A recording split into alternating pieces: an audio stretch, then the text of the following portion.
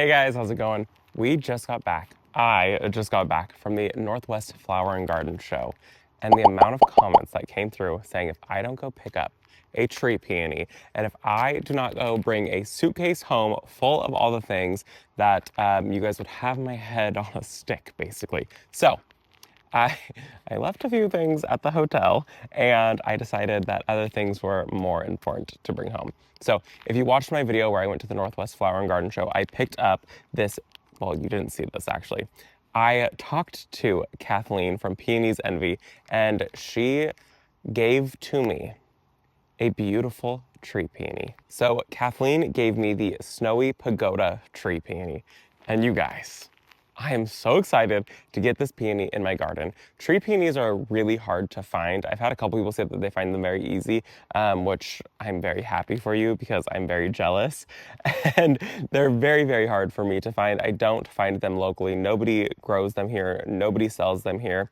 And they're very expensive and they're very hard to find. And I think that they are a specialty plant. And unless you know about them, most people aren't out there looking for them. So this beautiful tree, it's not even a tree, it's a shrub, but it's a tree peony because it's not like your typical peonies. This is a woody shrub style peony, meaning that it continues to have its stems up out of the ground, unlike your herbaceous peonies, which die back to the ground all the way every single winter.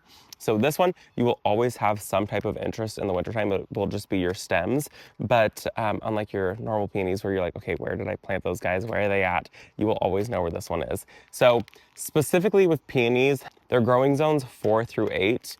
I'm in growing zone 9A, Northern California. So I'm right on that cusp of being able to grow them. So we're gonna give it a shot. And Kathleen gave me some really good tips. She says zone 9 on her tag on this one.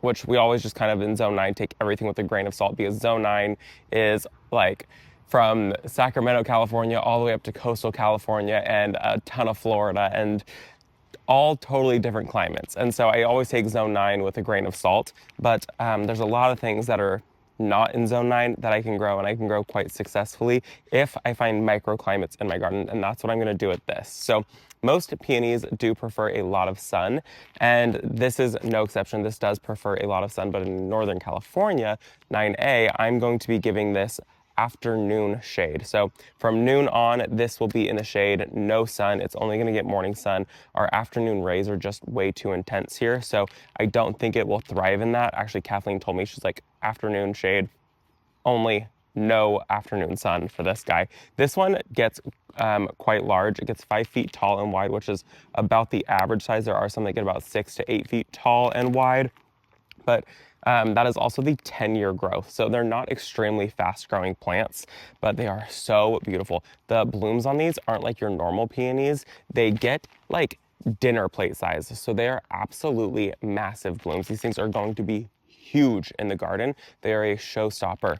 And they also bloom earlier than your typical peony, which is really nice. So your normal peony blooms late spring, right? And so you get those, but these ones are gonna come before it. So I'm thinking, how stunning would it be to have this tree peony and then right below it have another peony. So then you get a show of blooms up above, and then right below it, once this is starting to fizzle out, you get another show of blooms right below it. So this one is a beautiful white color with like some soft pinks to it. And I'm really, really excited about that. That's kind of my jam in the garden, but they come in all kinds of colors. The yellow ones seem absolutely stunning.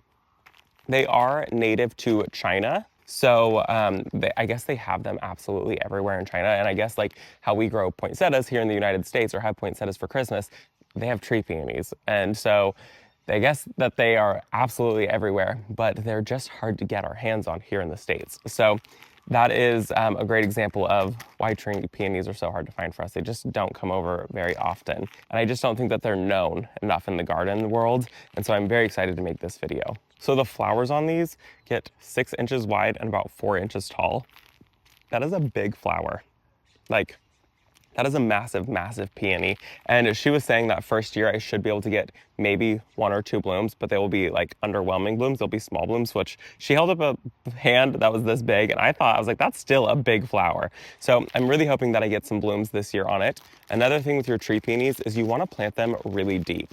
So these are grafted onto herbaceous peonies, which are your typical peonies that are very easy to find absolutely everywhere. So we're going to take this out and you can see This is the herbaceous peony right here. So this is the grafting point. You can see all these beautiful roots that it put out. Here is your graft point on these. And so this all needs to be buried. So she graciously ties a ribbon where you need to bury it. So we're gonna bury this all the way up to this point. And what that's going to do is it's going to allow your herbaceous peony to continue to spread out and grow roots, but it's also going to make it so that this tree peony spreads out its own roots. And eventually the herbaceous peony will die off and it won't take over.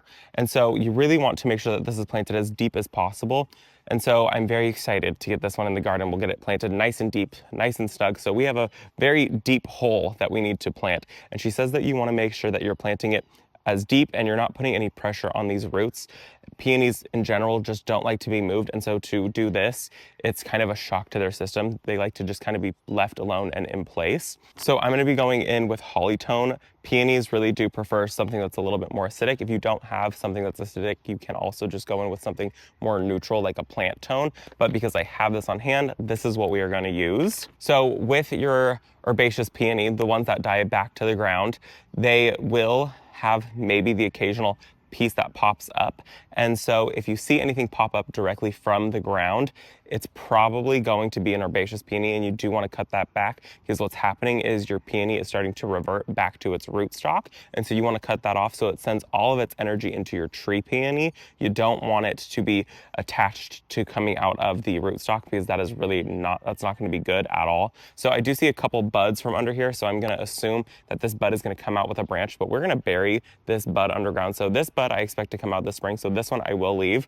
If you can get your hands on a tree peony that has 3 up to 5 stems, that's going to be your best. Otherwise, you're going to get one that just has 1 stem and it's going to just be a straight shot up. This is going to give you more of that shrub look to it. So you really want to try to get 3 to 5 branches on here. And with Peony's Envy, what they've done is they really go through and they make sure that you have like the strongest, most beautiful, like good solid stems. They're not giving you any weak stems. So this is going to be a very happy and healthy plant in our garden. So with your normal peonies, they make really good cut flowers and they're so beautiful in a flower arrangement. But with these ones, they don't make good cut flowers. So you can cut on it if you need to do any trimming on your shrub or whatever and bring it inside, and you might as well enjoy a bloom or two. But really, you're not going to be able to have a very long base life like you would with a normal peony. So these ones, don't expect to be able to cut on them and be able to have a long base life in your house. Another thing to be mindful of with your tree peonies is to make sure that you're not overwatering them. They really don't like to be in a ton of water. They like well-draining soil. So if you're somebody who has clay soil, this might not be the plant for you, or you need to figure out how you can amend your soil. I'm going to be going in with a little bit of extra compost just to feed these guys. They are heavy feeders, and we have really good soil here that drains. So you want to make sure that they're not sitting in any water. That is one of the biggest ways that these guys die, is because they just keep their feet wet, which means that their roots just stay soaking wet, and they really don't like that at all. So keeping these guys watered but not sitting in water is very important. So tree peonies bloom on what is called old wood. So they're blooming on the growth that happens in the previous year. So this is all last year's growth right here. And so if any blooms come, it'll come from this right here. And then what's gonna happen is they'll bloom and the new growth is gonna shoot up from that. And on that new growth, it's setting the buds for next year. So if you ever need to do any pruning on your tree peonies, you need to do it immediately once they're done blooming. Otherwise you risk cutting off the blooms for the following year. So if you were to do your pruning in the springtime, or if you were to do it late winter, you're gonna risk cutting off all of your blooms. So if you need to do it, it's best to just do it immediately after they're done blooming. But best practice is really just to get it planted somewhere that you can just put it in the hole, let it grow, and let it do its thing with minor touches to this plant. It's really just set it and leave it alone. So now we're gonna get this guy planted in the ground. Okay, so I think that this is gonna be the perfect spot for this tree peony. Like I said, it gets about 5 feet tall and wide. So it's gonna get about this tall. I'm 5'9", so probably about here-ish.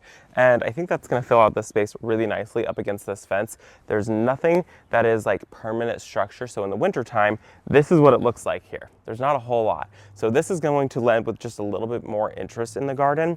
And this is also going to get protection because we have a willow tree this way that's going to protect it. And then we have a vitex right here that's really going to help protect it from the hot afternoon sun. And probably around noon, 1 o'clock, it'll be full sun, overhead sun. It's going to start getting protection immediately after that.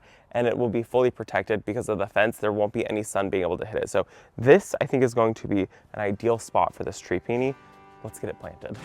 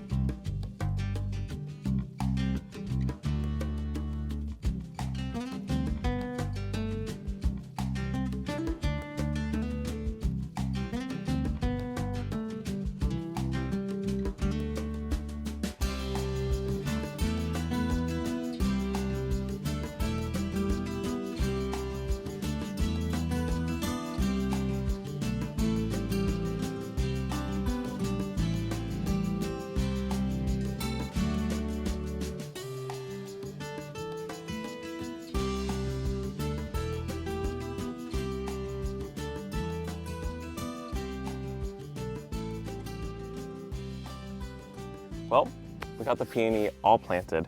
I went in with my fertilizer and I did top dress with a little bit of really, really good compost to help just make sure this thing is off to a really nice, healthy start. I backfilled with the native soil, top dressed with some good compost that'll break down. It's probably best to use compost rather than it is to use bagged potting soil. There are a difference. Potting soil has perlite in it and compost like this does not, and you want to make sure that you're getting a compost that's not hot. If it's hot, that means that you can't plant in it right away and it'll burn the roots. So this is not hot compost, so it's ready to go, ready to be planted in. And this tree peony, I'm hoping that I get at least one bloom this year. One small little bloom, and I will be so happy. So it's going to be exciting to see what this thing does over the next couple of years. So thank you to Peony's Envy for giving me this beautiful peony tree. I'm going to cherish and protect this thing with my life. I want to have really good success with this, so I'm very excited to see this thing grow over the next couple years. I hope that you guys enjoyed this video. Thank you for visiting our garden, and I'll see you in the next one. Bye, guys.